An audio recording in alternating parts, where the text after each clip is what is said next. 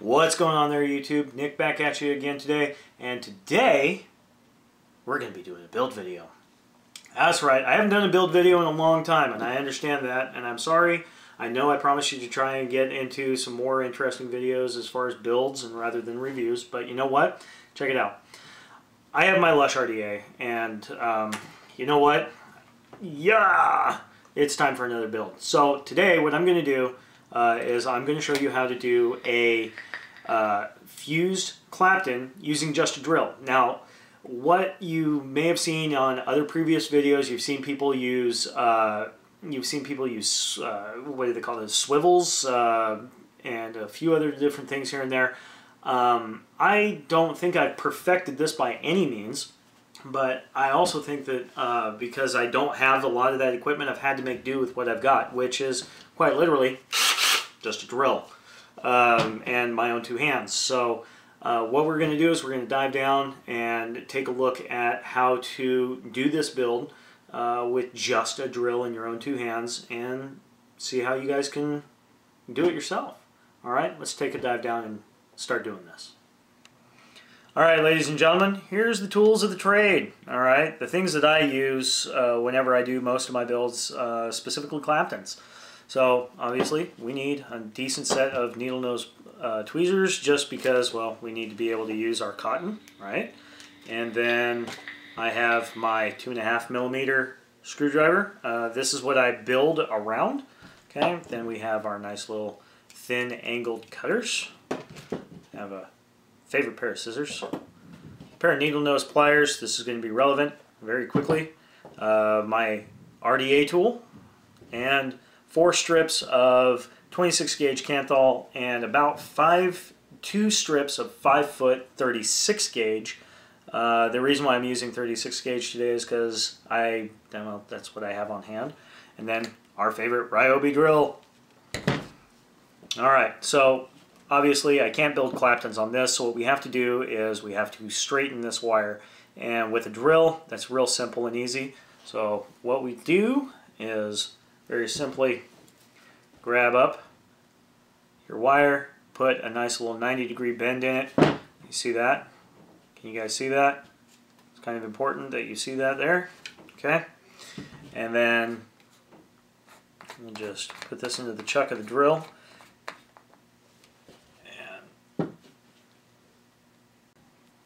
Alright, so now it's in the chuck of the drill. We want to make sure that it's nice and tight. Let's see. No, see, this is what happens. This is not my favorite drill of all time, but it's the drill I have today.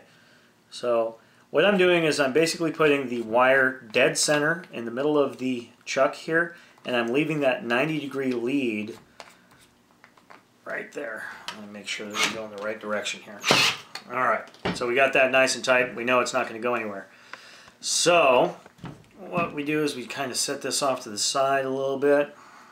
What I'm going to do is I'm going to grab my wire with my pliers, and I'm just going to use the flat part of this.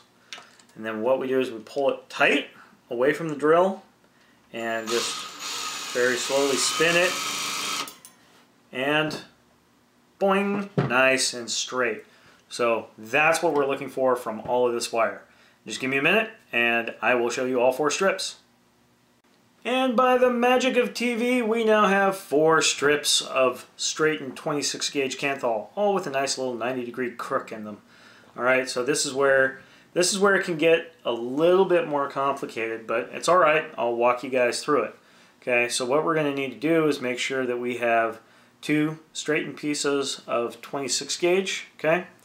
And what I need to do is I need to fit them into my chuck and make sure that I have both leads of these off to the side, and I want to get it as centered as possible in the middle of the chuck because that's going to be very important when it comes to actually doing the twist in this. So we want to make sure that we're good. Give me a second, this one's got a little, there we go. So we'll do that. Give me 1 second. I'll have to get off camera for this part.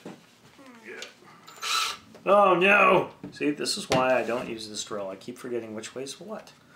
Alright. Right direction. Tighten, not loosen. and we end up with flying wire. Know your equipment. Know your drills. Alright.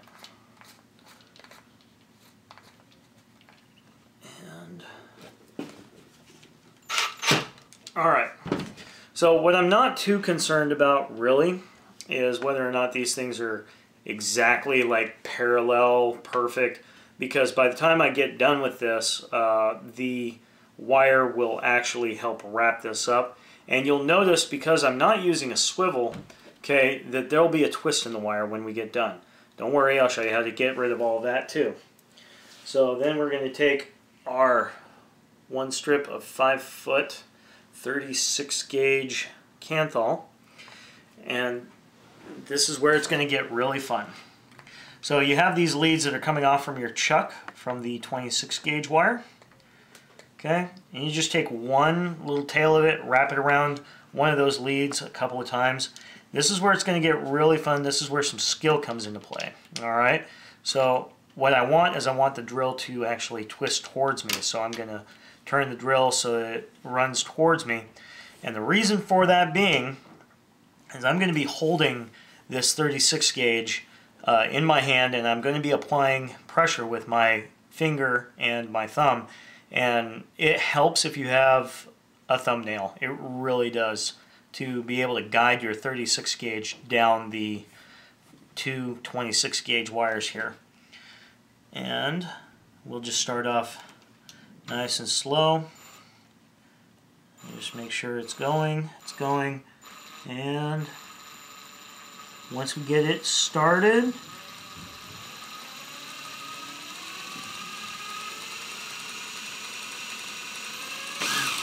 we can start getting it. Oh, now see, now what I've done is I've gotten a little ahead of myself on that. So if you very slowly back it off, and I guess it doesn't help either that I didn't get this centered in my chuck, so give me 1 second, guys. Alright, we'll get this centered in the chuck. I got a couple of wraps in there. Oh, there we go.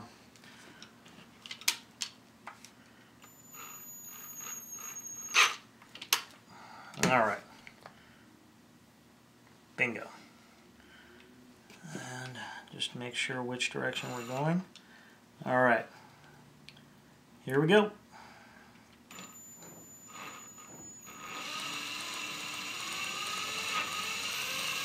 What you want are nice, even wraps. And once you get into a groove, you can actually get this thing going pretty fast. But because I'm not tied down on the open end of the 26 gauge wire, I don't want to spin it too fast. It'll make the ends kind of split out from each other. But you can get it going pretty quick. Here we go.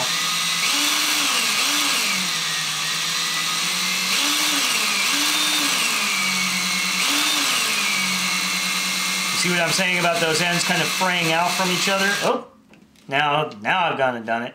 I've wrapped up all over myself. So what we're going to do is we're going to back it off all the while putting pressure on the wire, pulling it away. This is actually good. I made a flub. It's alright. And we'll just take off a few small wraps. And then what we'll do is we'll straighten out this strand. Try and get this back into its groove. Start off really slow. And it's okay. There we go. Not even a single little, well, a slight skip, but that's not going to be too bad. Here we go. We're in that groove. There it is. Now you notice I'm holding the 226 gauge and the 36 gauge in a little crook of my finger there between my thumbnail and my forefinger. That's to help apply pressure and hold it all in place. And we're down to the very last end. Bingo. Alright, so obviously we want this as flat as possible, and this is not flat by any means.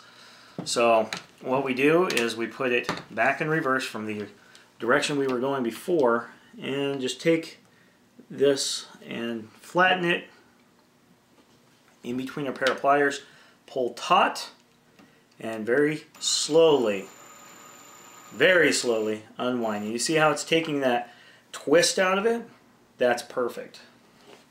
Let's see if we can get a much closer shot of this so you guys can see what I'm talking about. Okay? Alright, so there you have it. That is a fused Clapton, 26 gauge, 36 gauge, and there's only a small little flub in this. It's not that bad. Obviously when you start out you're going to have a little bit, but this is what we're looking for, ladies and gentlemen. We are looking for tight knit wraps as close together as possible. So now that we have a little bit better angle on this, you can see where we started off. We've got a little bit of a gap here, and then once we started getting into our groove, perfect symmetry all the way down, nice and tight, and we got most of that twist out. And right here where it has a little bit of a twist, it's not that big of a deal because we'll be able to take that out. Now, granted, there is a little bit of a skip in the Clapton, but more than likely we won't be able to notice it. And again, we're nice and smooth and even all the way down. This is what we're looking for. I'm going to make another one, and then we'll come back and install it. Alright, so one of the big things, of course, every time we go to mount an RDA onto a regulated device or even a mechanical mod, is make sure that the system is off. And that should be system off, okay? Or remove the batteries or whatever have you. Main thing is that we want to be sure that we're not going to accidentally fire and cause havoc and mayhem and burn ourselves, cause arcing, exploding batteries. It's no bueno. So obviously I have a serious issue with this juice. It's caused me grief on my previous Claptons. I'm sorry, Claptons. I'm so sorry. But you must be removed. Make way for the new ones. Alright, so that's pretty simple, just removing the old ones. Set this off to the side. And you know what, I was going to be going with the 2.5mm post, but I think that I'm going to be going with the much smaller post, mainly because in the build of the second wire, I didn't end up with as much Clapton as I thought I would. Maybe, well, yeah, no, I didn't. So we'll use the smaller portion here. And basically we're going to take and wrap using the tail end over here. And this is where it can get kind of interesting. And we have a slight twist here and there in this, and this is where your pliers are going to come into play. Normally what I do with my single Claptons or my regular twisted builds or regular builds is I would hold on to a lead over here and then I'd start wrapping. In the case of a fused Clapton, you don't really want to do that because you could easily twist your wire inappropriately and cause other problems. So what I'm going to do is I'm just going to lay this flat to where both wires are laying as flat as possible onto my build post screwdriver. I'm just going to hold it in place. I'm sorry if my fingers are in the way, guys, but it's a little hard to work with this, so give me some slack here. Alright, and then what we're going to do is we're going to wrap it as tight as possible, making sure that every wrap is nice and tight and as flat as possible. I don't want any rolling whatsoever of that core wire at all. And you see how nice and tight these are getting, okay? Perfect, flat. And if there's a little twist in it and it's not coming out, when you get ready to wrap, what you can do is just grab your pair of pliers. Normally I would recommend nylon pliers that are flat for this. I don't currently own a pair. But then you can just take and lift it and then start wrapping again. And all the while making sure that you're pulling on it and making sure that it's nice and tight. And we can get one more wrap out of this. No problem. Alright.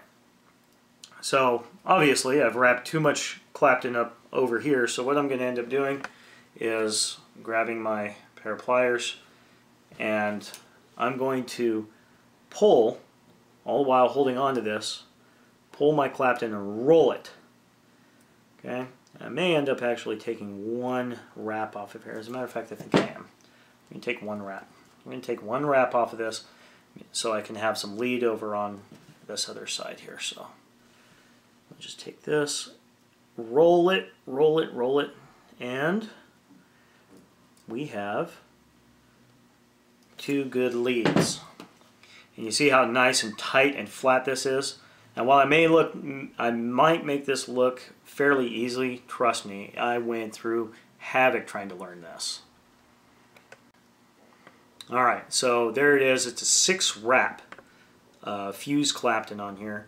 And obviously these leads are a little eccentric. Oop, there's that spare wire that caused me problems. Alright, so we're going to take and snip this off. Set it off to the side. And snip this one off. Set that off to the side. And there you have it. Perfect little Clapton. Alright, I'll wrap the other one and then we'll install them. Alright, so there we have it. We have 2 fused Claptons. 26 gauge, 36 gauge outer. Now, one thing I didn't mention originally when I was wrapping these is you notice I was wrapping away from myself, okay? And I have a very, very specific reason as to why I do that, and I'll show you that when we go to install it in the RDA. But one of the things that I wanted to show you pre-installation for these coils is these leads are not exactly flush or level or even with each other because you have one over the top, one underneath. So what I like to do is I'll get my pair of needle nose pliers, butt it up against the coil, grab, and give it a 90-degree twist on that. So you actually end up with a 90-degree, okay? You end up with a 90-degree, one lead going straight up and one lead coming up underneath. And then what you do is you just twist. Okay, you get that bottom lead, a good little nice tweak, and now they're about as even as you can get. And that way, when you go to install them into your 4-post RDA, they sit a lot easier, or even a 3-post for that matter. Makes installation a lot easier. Let me just go ahead and do that to the second one. Pretty simple process, really. And that's a small little trick that a lot of people miss. They just want to install it and go. This one's not as pretty looking, but it's okay. Alright, so then we have RDA. Now remember, this is my lush. Alright, so I'm going to stand up a little bit for this part because it's kind of important I have a good view of what I'm doing.